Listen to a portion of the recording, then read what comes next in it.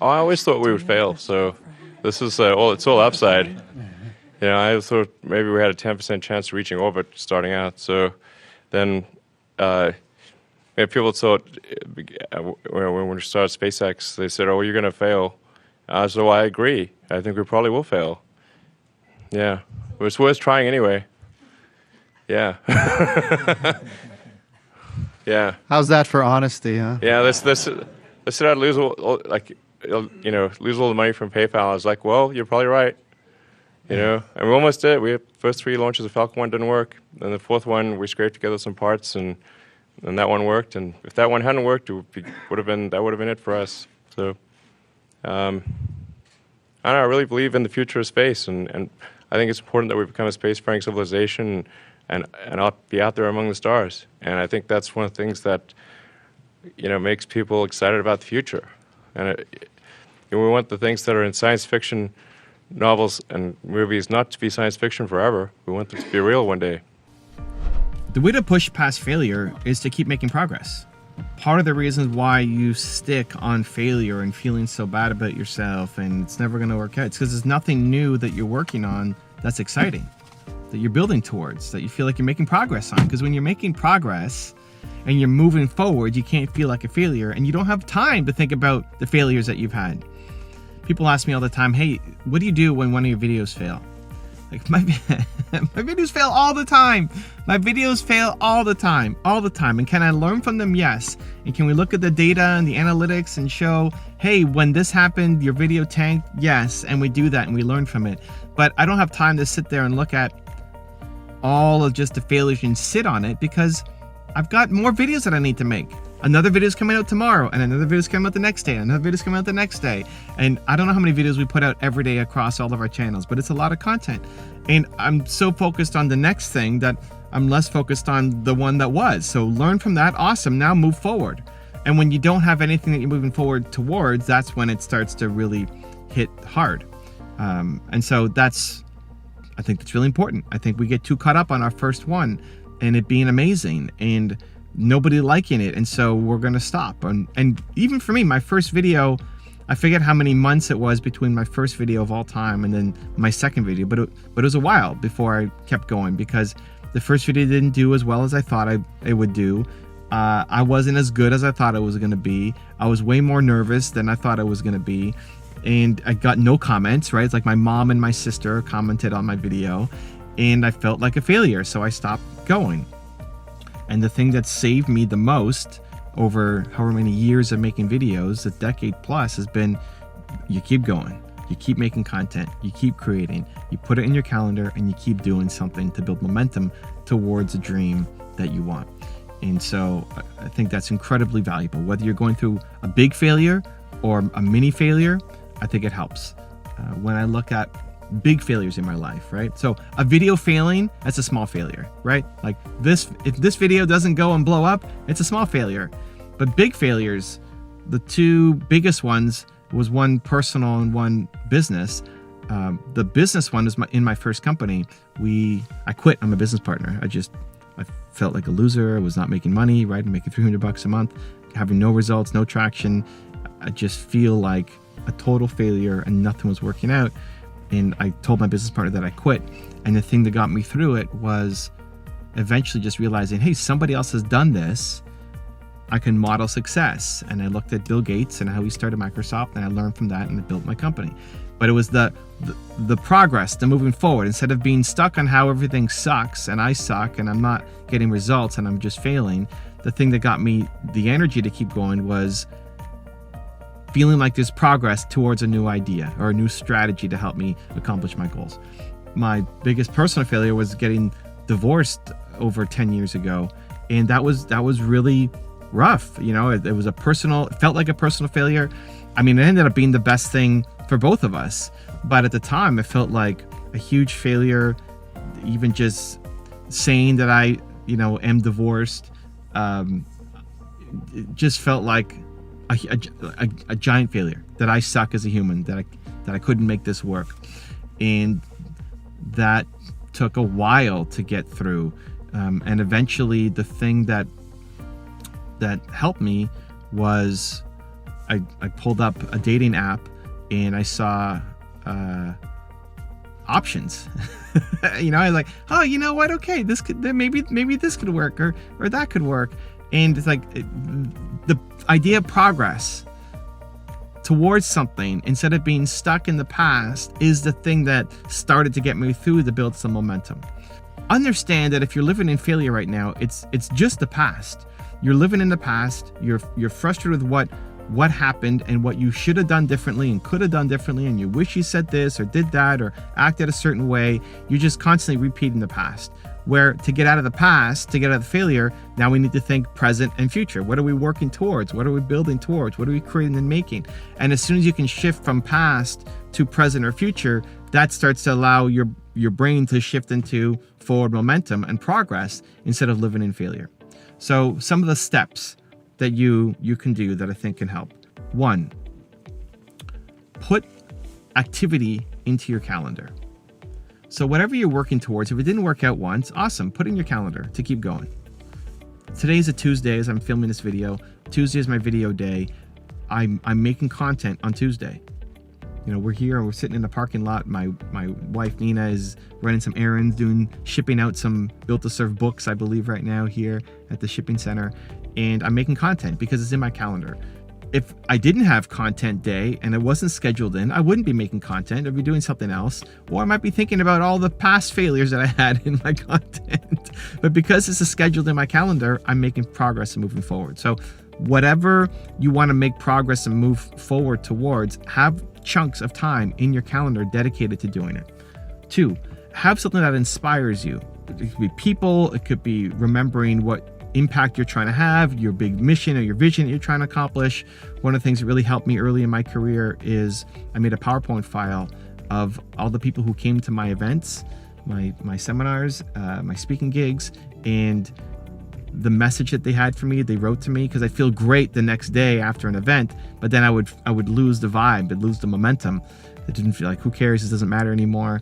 But I would watch this PowerPoint file where I put their quotes and how much of an impact I was having on them. And so it reminded me of why I do what I do and gave me more energy, momentum to keep moving forward. That becomes critical. Like, what inspires you to want to move forward? Maybe it's watching videos like this. Maybe it's looking at testimonials from the people who you've helped. Maybe it's remembering your big goal and dream of what you're trying to accomplish. But what inspires you to want to start building some momentum? And then 3, model success and find the people who are doing the thing or have done the thing that you're trying to do, and learn from them and study them. And what that does is it gives you hope and strategies. When you are studying people who've done the thing that you want to do, it gives you the hope that it's possible for you too, right? Because when you look at their story, they probably started with less than what you have right now. And in studying them, you can see, oh, if they could do it, maybe I can too. It's just that hope, because you don't see anybody in your family or friend circle doing what you want to do. And so it feels impossible. But when you're around the people who are doing it, even just by reading their book or watching their videos, it gives you the hope that it's possible. And then 2, it gives you the strategy of what you could be doing. So how do you go from where you are now to where you want to be? Well, if you're modeling success and you see what they did, it gives you hope, plus the strategy to actually go off and execute. So coming back to the theme of failure, what this video is all about, you're going to have tons of failure. It's going to happen. Like if you are not failing, it means you're not taking a big enough shot, right? If you're not failing, you're just doing things that you know how to do. Therefore, you're just in your comfort zone. Therefore, you just hate your life, right? If you have 0 failure happening in your life, then you're taking 0 chances and you're just doing what you know how to do, and you'll be bored and you won't like your life. So recognize that failure is part of the process. And as soon as we can move from past, I suck as a human, I made all these mistakes, to, okay, I'm moving forward, we're making progress, we got a big thing that we're chasing down. When you can move from failure to progress, it gives you the momentum, it gives you the hope, it gives you the energy, and ends up giving you a lot better results as well. Also, to make sure you're actually taking action after watching this video, I've designed a special free worksheet just for this video. The worksheet will highlight all of the lessons learned in this video, as well as pull out our 3 favorite learnings and quotes that will inspire you to actually do something. The worksheet will also give you space to write down what your key takeaways are and your specific plan of action to make sure you're getting results. If you want the worksheet designed specifically for this video, absolutely for free, there's a link in the description below. Go click on it and start building the momentum in your life and your business. I'll see you there.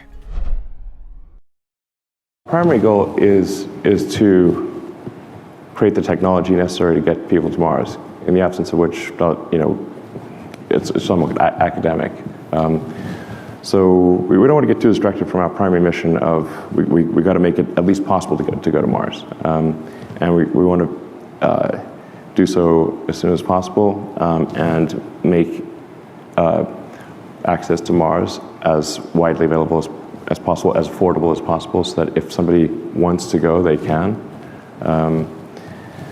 So that's our primary mission. I mean, there are many good causes in the world, but we got to be careful that we do not try to take on too many. I mean, there are many noble missions, but we have to pick our battles and say, okay, let's just make sure we get this done, and because nobody else is doing it. And I mean, if SpaceX doesn't do it, I'm not sure how it will happen. I think this is at least right now, SpaceX is the only hope. So we've got to get this done, and it's far from done. I mean, we've got a long way to go. Yeah. Starlink, in terms of providing internet connectivity to people that really don't have it, or it's very expensive, I think will be helpful in empowering a lot of people who are disempowered today. So I think that's a good thing too. I mean, I'm generally of the view, philosophically, that it's better to be optimistic and wrong occasionally than pessimistic and right. I think you want to look on the bright side of things, and I'm a little worried that young people today maybe sometimes are a little pessimistic about the future, but I'd like to just assure people that so long as we are not complacent, we will solve the climate crisis, and we will solve these issues. We obviously need to take them seriously and work hard to solve them. They will be solved, and that people should be optimistic about the future and work to make that optimistic future real. You know, they say the best way to predict the future is to create it. And so if you take the actions necessary for there to be a good future, then we will have a good future. So I'd encourage people to be optimistic, take the actions that will create a good future, and we will have one. What was going through your mind? How amazed were you to see your roadster up there with Starman just cruising along with the Blue Planet? And how long will we be getting live views, do you think, from the car? Well, I think it looks so ridiculous and impossible.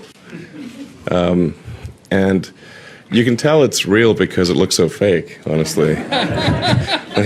We'd have way better CGI if it was fake.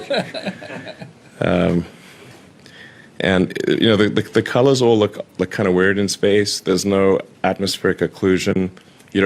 Like everything looks too crisp. But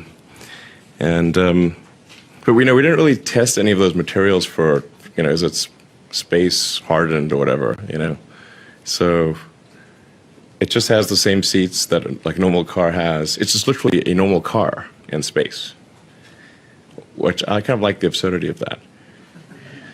And if you look closely, on the dashboard, there's a tiny roadster with a tiny spaceman. So, because Hot Wheels made a Hot Wheels roadster, and a friend of mine suggested, hey, why don't you put that Hot Wheels roadster with a tiny spaceman on the, in the car too? I'm like, that'd be cool. Sure. So we did that. I mean, it's kind of silly and fun, but I think that's, silly, fun things are important. And normally for a new rocket, they'd launch like a block of concrete or something like that. I mean, that's so boring. And I think that's just the imagery of it is something that's going to get people excited around the world. And it's still tripping me out. I mean, I'm tripping balls here. I think AI safety is a really big deal. And we should have some regulatory agency that is overseeing AI safety. But there is not yet currently any such thing. And just generally any kind of regulatory agency done by the government will usually takes years to put in place.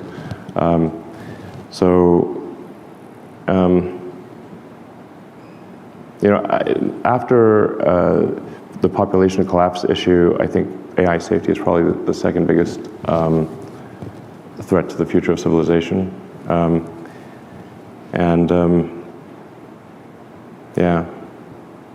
Like I said, I'm not quite sure what to do with it. Tesla is arguably the world's biggest robot maker, because we have basically semi-autonomous cars that will ultimately be fully autonomous. And we are building a humanoid robot that will be basically like the car, but with legs. And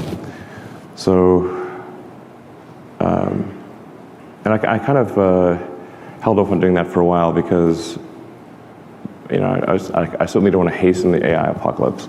But clearly, if you look at Boston Dynamics and like those humanoid robots are going to happen. So they're either going to happen with or without Tesla. So it's like Tesla got a lot more ability to ensure robotics safety and AI, and I'll try my best to do that. My question's about failure. So I was just wondering, what are you trying at the moment, or what do you think you'll attempt in the future that you're not expecting to succeed at?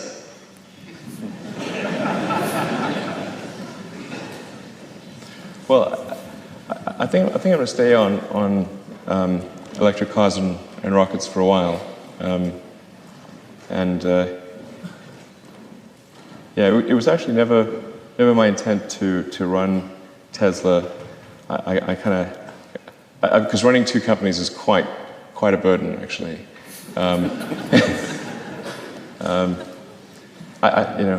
Sometimes I run into people who think, oh, if you're CEO of the company, then they sort of imagine themselves, if they were CEO of the company, they would grant themselves lots of vacation and do lots of fun things. And it's like, that doesn't quite work that way.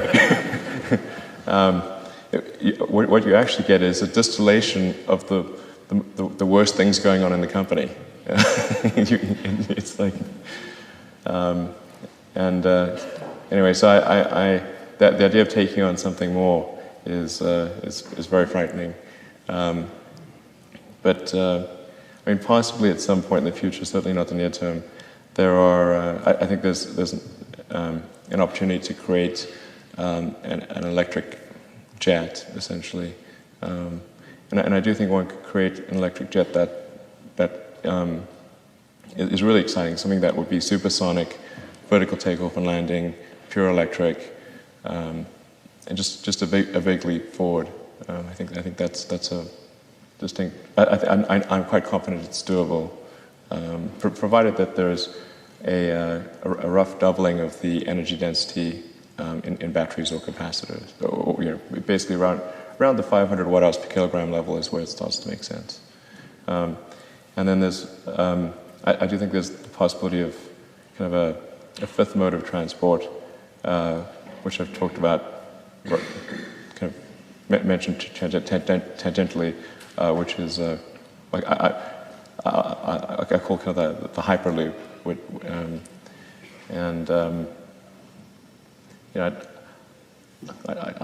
I'd like to sort of publish something about that maybe in the next month or two, once Tesla's at steady state production, and I want to flesh it out a little bit so that and pre-address some of the rebuttals that people will come up with, rather than just sort of put it out there and then have the rebuttal occur and have an unaddressed rebuttal.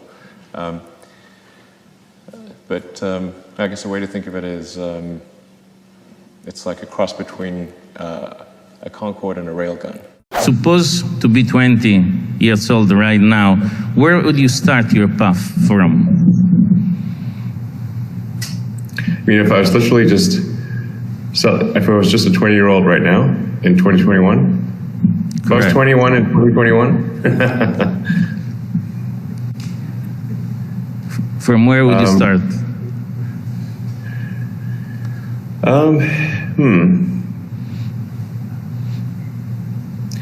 Well, I mean, assuming that I'm still a technologist, then I think there's a lot of opportunity in synthetic RNA. The vaccines that were developed, apart from the ones that were done by BioNTech and Moderna, are really the beginning of what I call digital medicine, where medicine is software. And I think that's, I would say, what's the single biggest opportunity I see right now? It's probably synthetic RNA and the potential for revolutionizing medicine in that way. There's also artificial intelligence. There's one of my favorites which is tunnels. We need a lot of tunnels to address the traffic in major cities. And then there's obviously the continued electrification of transport with aircraft and boats, in addition to cars. Let's see. There's many other things that will come up as well. So I think we live at a very exciting time.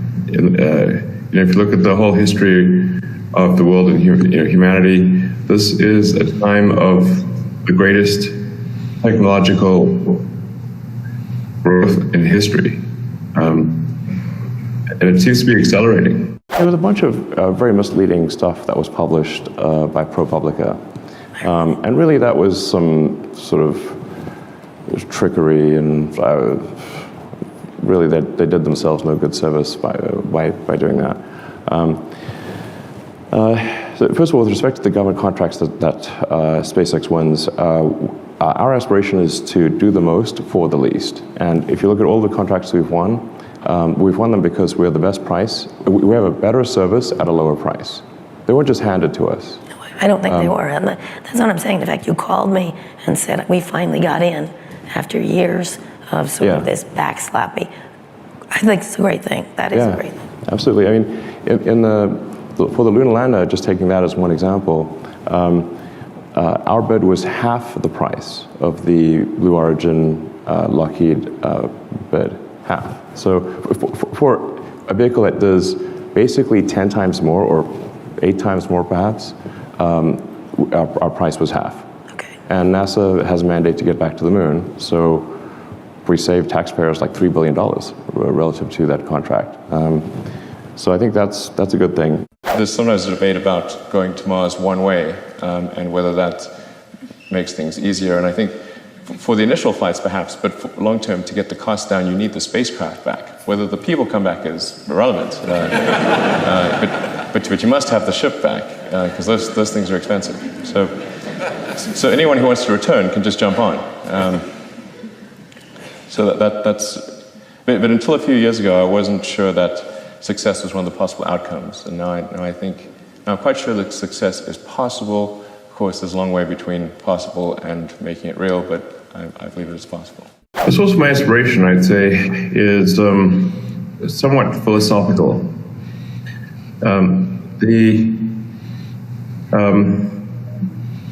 So I think that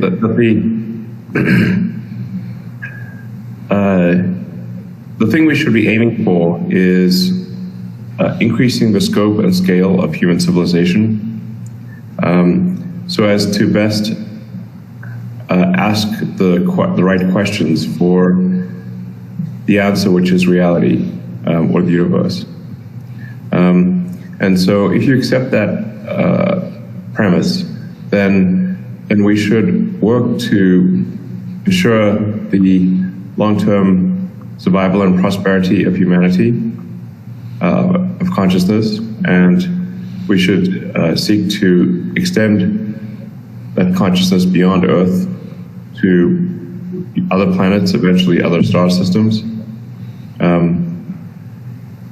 That is the nature of my philosophy. He did one great tweet about time, saying time is the currency, which I thought was beautiful. Time is the ultimate currency, yes. No matter what resources you have, you can't wind back the clock.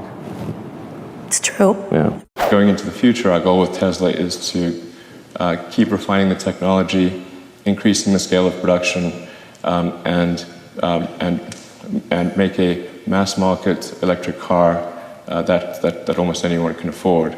That's step 3 on the strategy. So step 1 was a high price, low volume. Step 2, mid price, mid volume. Step 3, low price, high volume. So we're sort of at step 2, and now we want to progress to step 3 as soon as possible. There's another important principle, which is that you really want everyone to be chief engineer. So that everyone is chief engineer means that people need to understand the system at a high level to know when they are making a bad optimization.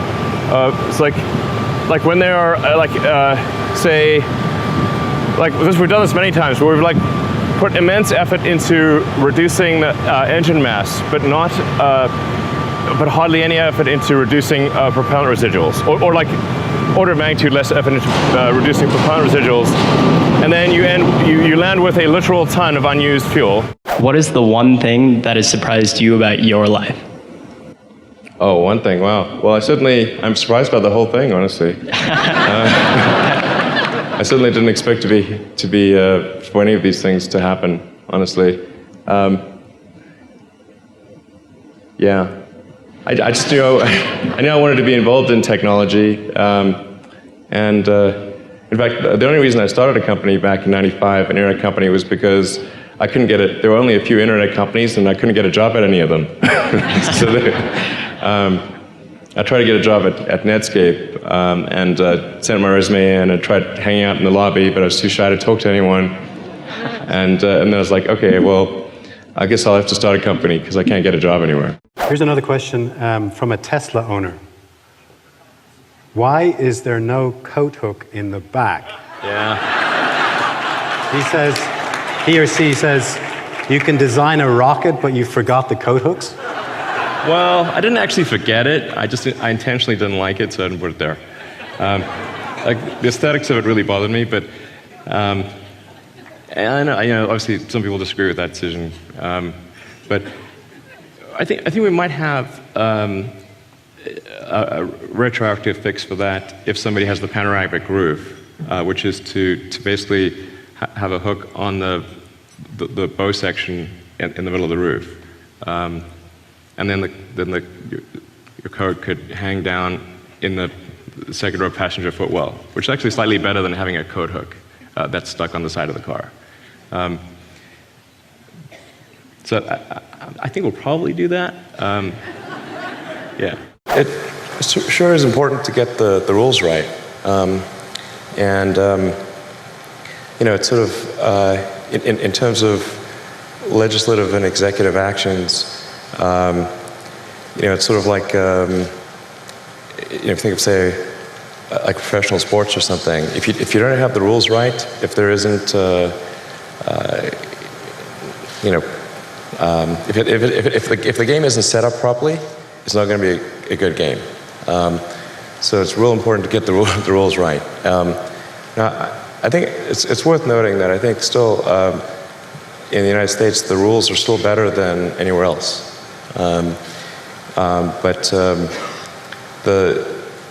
It's very easy to put something in place which is an inhibitor to innovation without realizing it.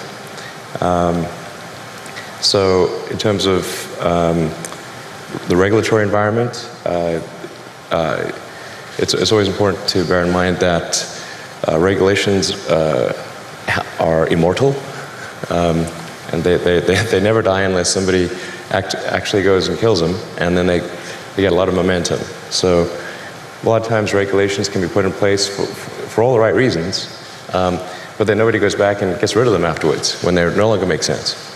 And there used to be a rule in the early days when people were concerned about automobiles, because that was a pretty scary thing, see a carriage just going wrong by itself. Mm-hmm. You never know what those things might do. So there were like rules where you had to, in a lot of states, where you had to carry a lantern in front of the automobile. It had to be like 100 paces ahead of the automobile. There had to be someone with a lantern on a pole. I'm like, okay. But you should really get rid of that regulation. And they did, you know, because it would really be awkward. So just regulations, even if done correctly and being right at the time, it's always important to go back and scrub those, you know, periodically to make sure they're still sensible, they're still serving the greater good.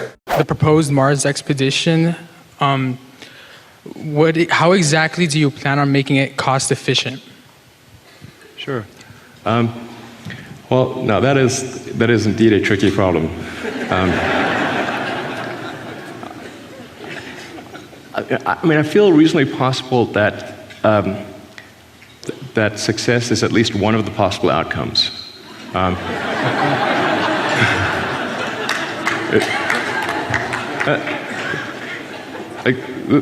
This is pretty important when you're trying to do something. It's like, well, can that be one of the outcomes? I wasn't actually confident about that until a few years ago.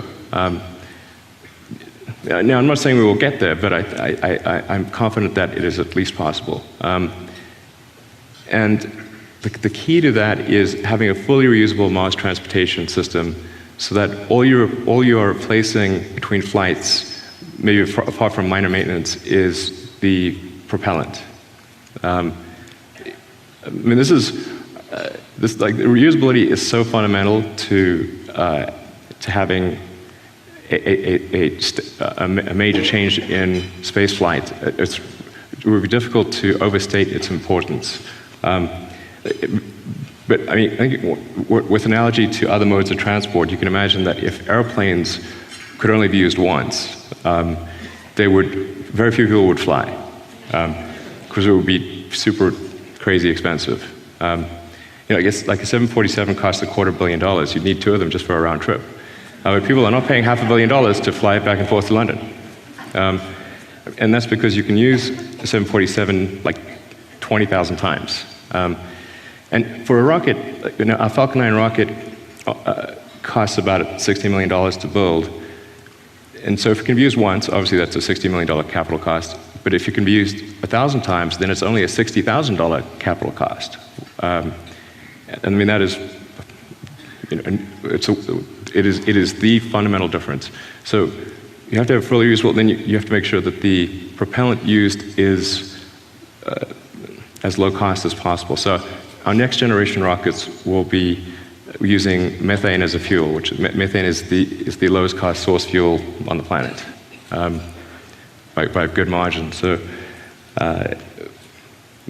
and so I think if your propellant costs are low and the system is fully reusable, then I think it should be possible to move to Mars for less than $500,000, which I think is an important threshold, because if people can sell all this stuff on Earth and move to Mars, well, and there's enough people who can do that, combined with those who actually want to do that,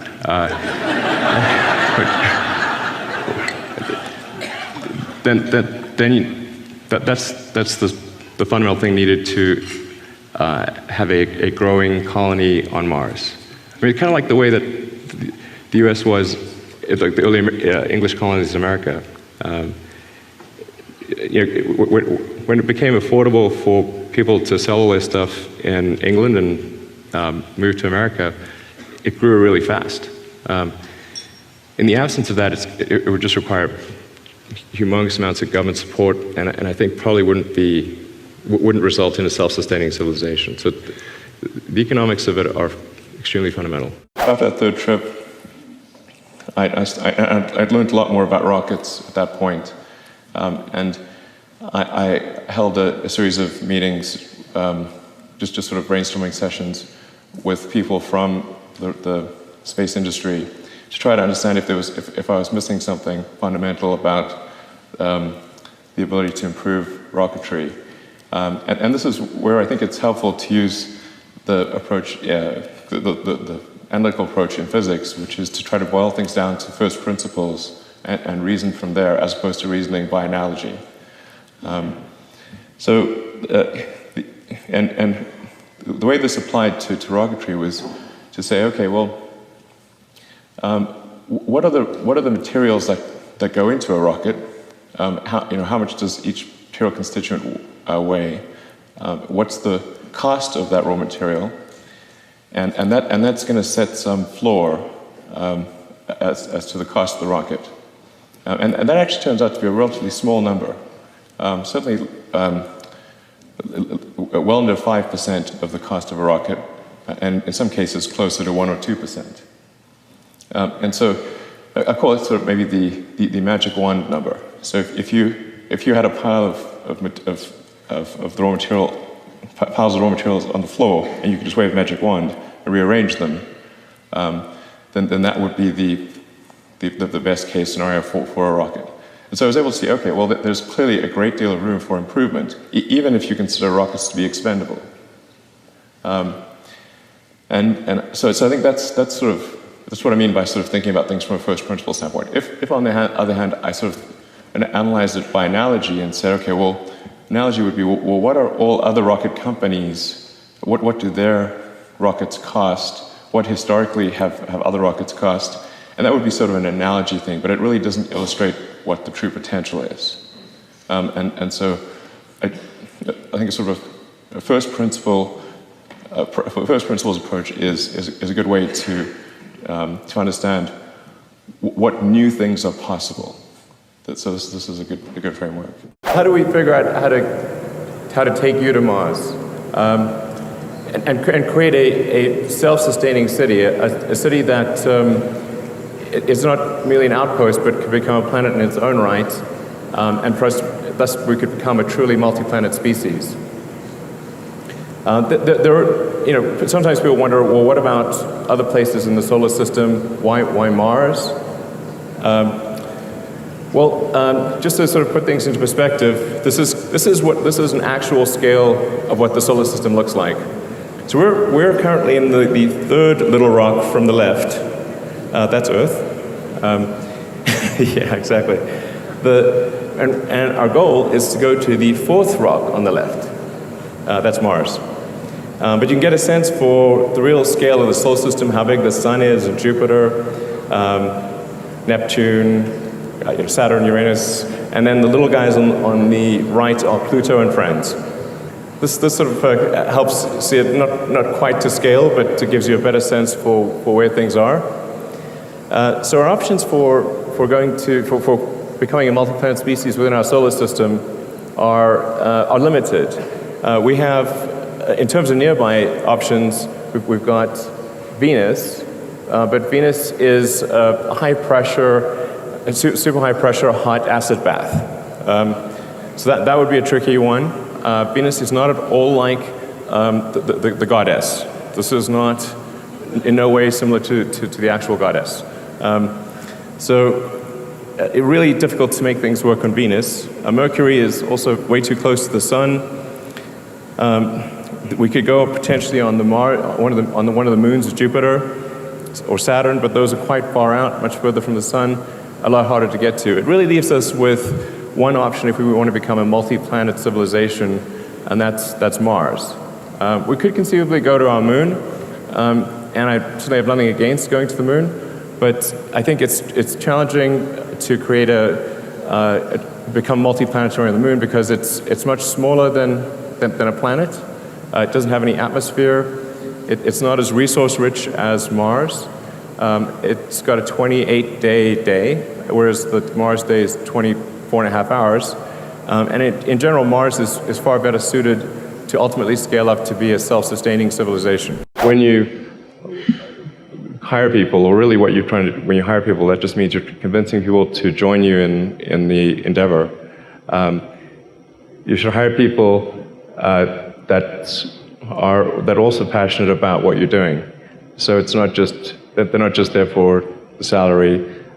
They really need to care about what they're doing, and then they will stay during the dark times. After that third trip, I'd learned a lot more about rockets at that point, and I held a series of meetings, just sort of brainstorming sessions with people from the space industry to try to understand if I was missing something fundamental about the ability to improve rocketry.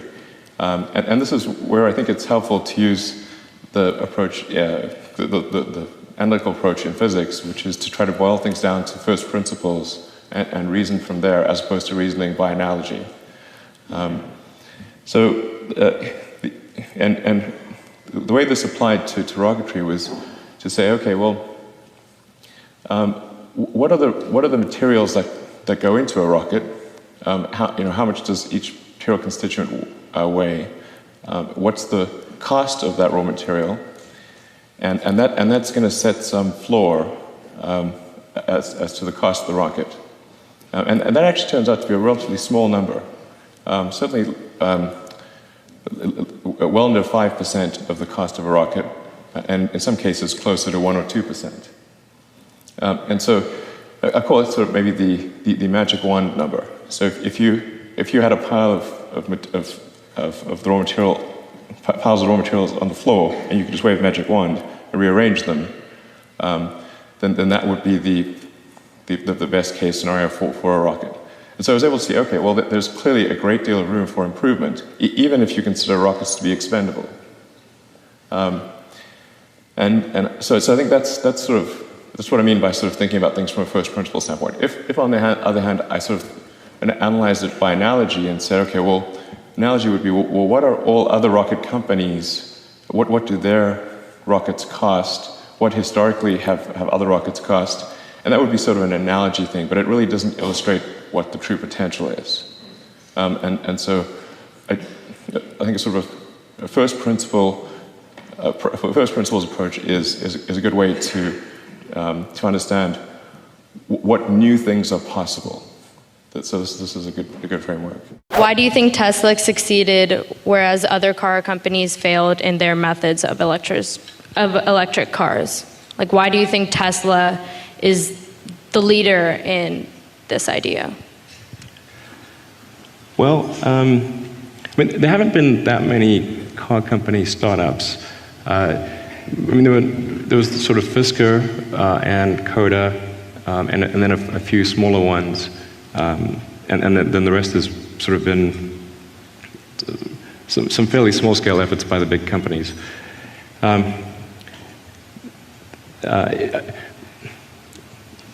think if we say what was the difference between, say, Fisker and Tesla, that's maybe the most direct comparison.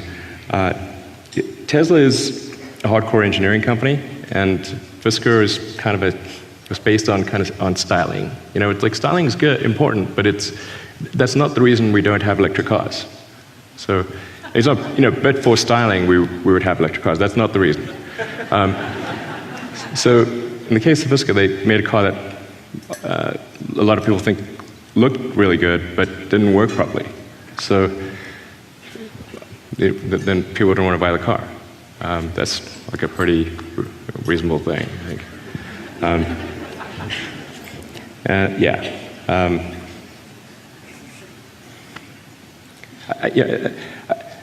If you think of what's the point of a company existing? The point is that it's a group of people that have gathered together to create a product. If the product is good, the company should exist, and if it is not good, the company should not exist. That seems like fundamental to the nature of companies. So clearly then one should focus on making the absolute best product you can, otherwise you reduce the probability of success. But a lot of companies focus on things that aren't really to do with the product, as though a company has any basis for existing apart from doing useful things. That's kind of strange. As you recall, the recession was particularly difficult for car companies, and right as in the summer of 2008 we had to raise a big funding round, but because of the collapse in the financial system, that funding round didn't happen, and we had to piece together the money to keep the company going from myself and existing investors, and we were able to just complete a financing round that was just barely enough to keep the company going, and we closed it on the last hour of the last day that it was possible to do so. It was Christmas Eve, 2008, 6 p.m. And after that, the investors would have they were going on vacation, wouldn't have been possible to bring them back to the table, and we would have run out of money a few days after Christmas. So that was also a close call. So while things are going really well these days, I think it's always important to remember that when you're creating a company, there are very dark times, and it's about getting through those dark times. That's the difference between success and failure. The proposed Mars expedition, how exactly do you plan on making it cost efficient? Sure. Well, now that is indeed a tricky problem. I mean, I feel reasonably possible that that success is at least one of the possible outcomes.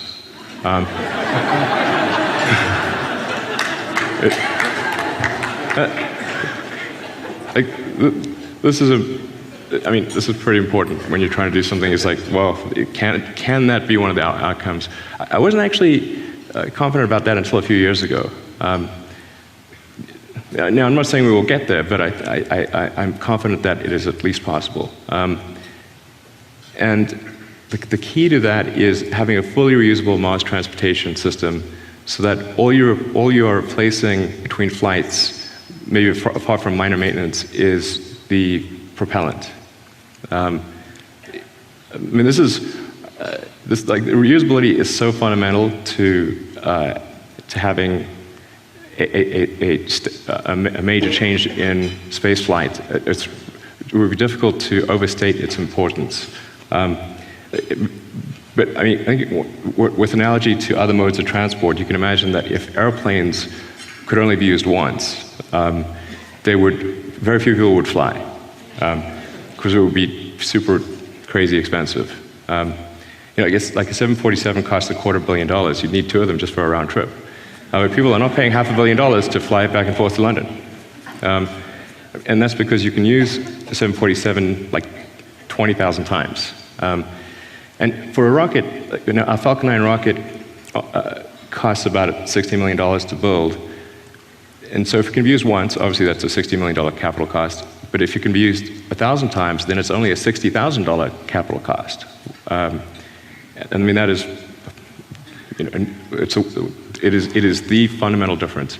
So you have to have fully reusable, then you have to make sure that the propellant used is as low cost as possible. So our next generation rockets will be using methane as a fuel, which methane is the lowest cost source fuel on the planet, by a good margin. So,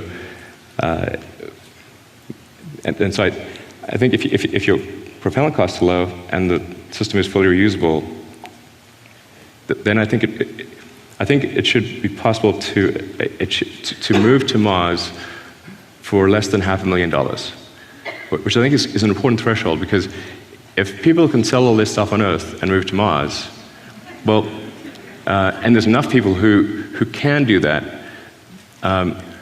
combined with those who actually want to do that,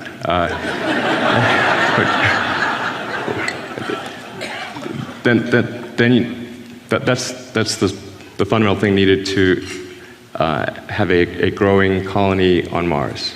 I mean, kind of like the way that the U.S. was, like the early English colonies in America. When it became affordable for people to sell all their stuff in England and move to America, it grew really fast. In the absence of that, it would just require humongous amounts of government support, and I think probably wouldn't result in a self-sustaining civilization. So the economics of it are extremely fundamental. What drives you? What is it that when you wake up in the morning, do you see a problem and you want to solve it? I think the thing that drives me is that I want to be able to think about the future and feel good about that. We're doing what we can to have the future be as good as possible. To be inspired by what is likely to happen, and to look forward to the next day.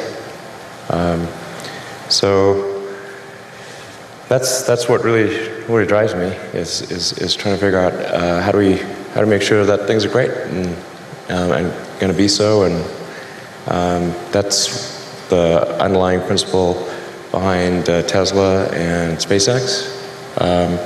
Is that I think it's pretty important that we accelerate the transition to sustainable generation and consumption of energy. It's inevitable, but it matters if it happens sooner or later.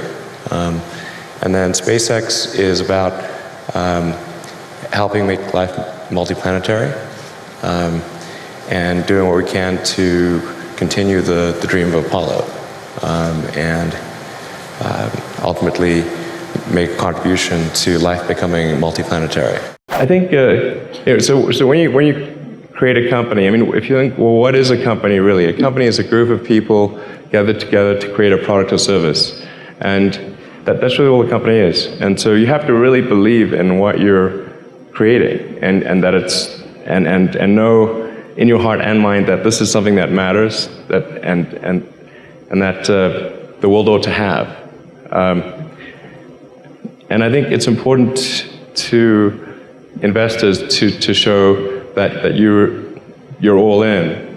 And I think, for example, with Tesla, the fact that I invested all the money I had, literally I had to borrow money from friends to pay the rent in 2008.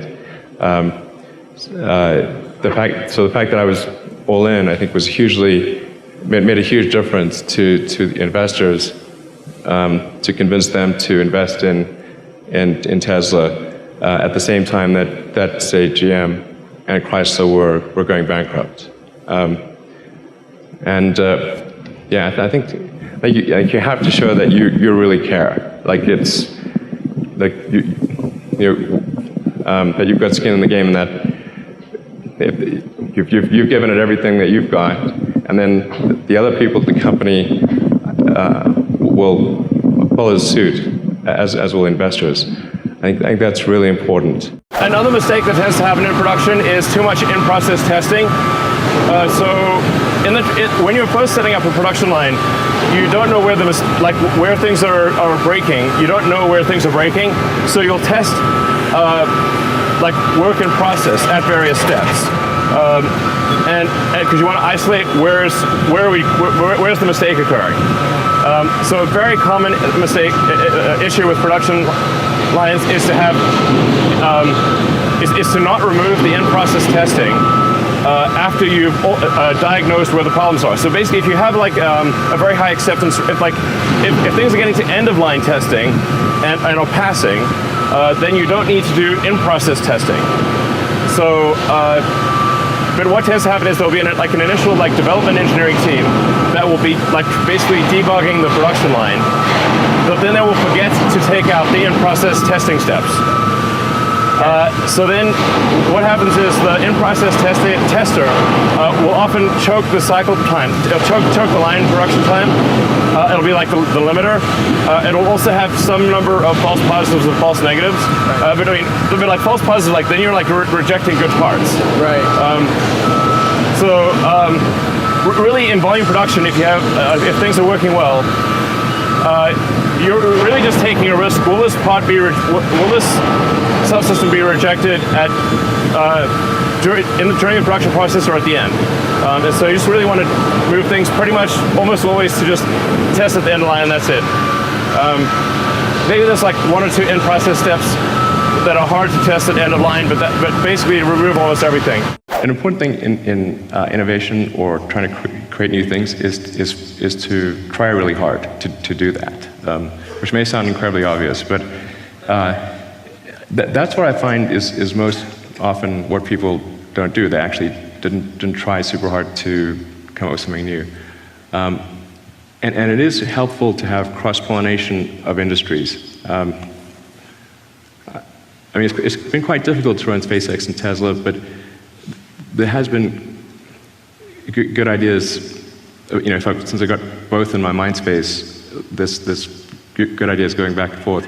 For example, on the car, with respect to the car, the Model S is the only all-aluminum body and chassis car made in North America, and very few cars are all aluminum. In the aerospace industry, that's the default. So it seemed like obviously the right move in order to minimize the non-battery pack mass of the car. So in order to offset, a fairly heavy battery pack, we had to make the rest of the car light, but still achieve a 5-star safety rating. I don't think it would have been possible to do that if we had used steel, which is the traditional method. And what's helped SpaceX has been that the car industry is really good at making complicated objects at a low cost. I mean, it's actually quite incredible that one can buy a decent car for $20,000. I mean, all the stuff that's in that car is, it's nutty how much stuff is in a car. At SpaceX, I hired a bunch of people from the auto industry to run manufacturing, which has worked out reasonably well. What's the actual biggest failure that you've gone through to get to where you are? We blew up 3 rockets in the beginning. So that was bad. We actually only had enough money. Originally, I basically took all the money I made from PayPal, put it into SpaceX, to creating SpaceX, Tesla, and SolarCity, and initially I figured I'd keep half of it, and then I'd spend the other half on these crazy adventures that would probably fail. And then, unfortunately, they needed all the money, so so I had to give them all the money, and then I didn't have a house or I had to borrow money for rent. That was pretty difficult. That was back in 2008. And then we managed to scrape enough spare parts together to do a 4th launch at SpaceX, and that worked. And if it had not worked, SpaceX would have died. Probably would have lacked the credibility to raise the remaining money for Tesla, and we wouldn't be here today. Or maybe it'd be not this ending. There's a lot of technical problems to solve. So I guess we sort of, started studying kind of engineering and physics and biosciences and that kind of thing would be the way to go. There are going to be a lot of problems to solve to make a city work on Mars. We were thinking of just as sort of a semi-joke, putting a job description on our website for urban planner in brackets Mars.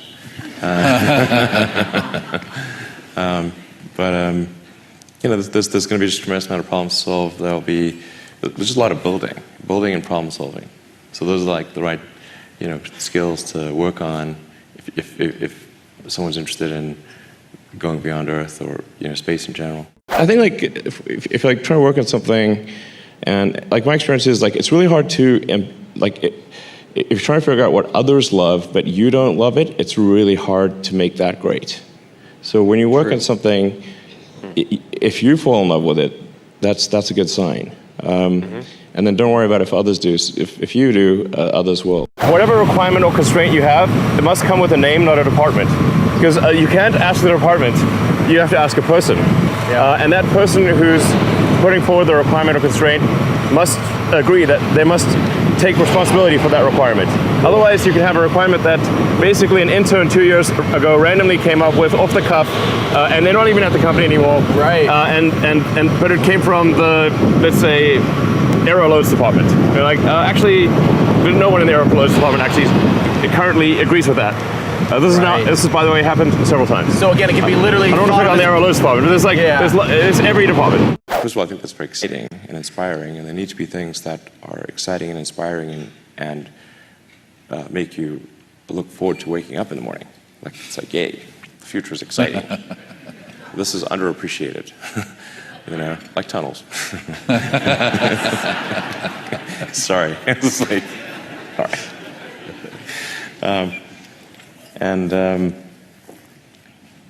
But there's got to be things that make you excited about life. It can't just be problem solving, one sort of miserable problem after another. It's got to be I'm fired up about the future, and here's why. And space is one of those things that does that for people all around the world.